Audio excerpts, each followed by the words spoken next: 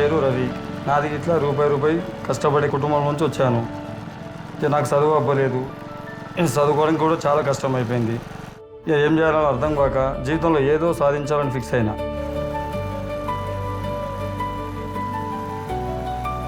కానీ ఏం చేయాలి, ఎట్లా చేయాలి, ఎటు పోవాలో తోచని పరిస్థితి.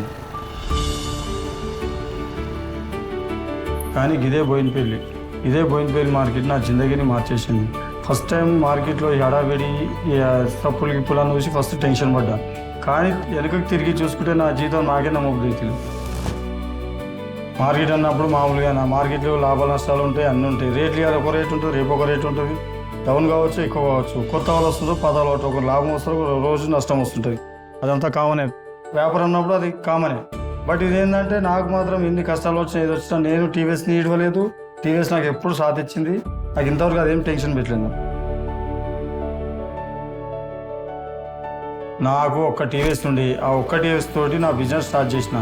ఇప్పుడు ఆ ఒక్క టీవీఎస్ ఎక్సెల్ కాస్త 4 బండ్లతోటి నా బిజినెస్ నడుస్తుంది.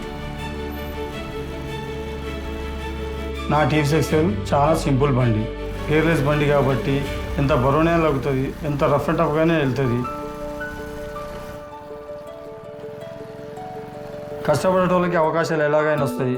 అండ్ ఈరోజు మార్కెట్లో నేను సప్లై చేస్తున్నా అంటే హోటల్స్ కానీ, టిఫిన్ సెంటర్స్ కానీ, ఆఫీస్ కానీ, హాస్పిటల్స్ కానీ సప్లై చేస్తున్నా. ఈరోజు మార్కెట్లో నాకు మెయిన్ వెండర్ అయినా.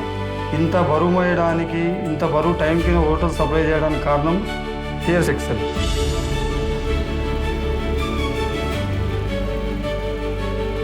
బయట టీవీఎస్ ఎక్సెల్ బరువులన్నీ మోస్తుంటే ఇక్కడ ఇంట్లో నా భార్య బిజినెస్ లెక్కలు చూసుకుంటుంది.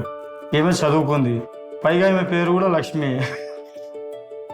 టీవీఎస్ ఎక్సెల్ లక్ష్మి అయితే ఈమె ధనలక్ష్మి.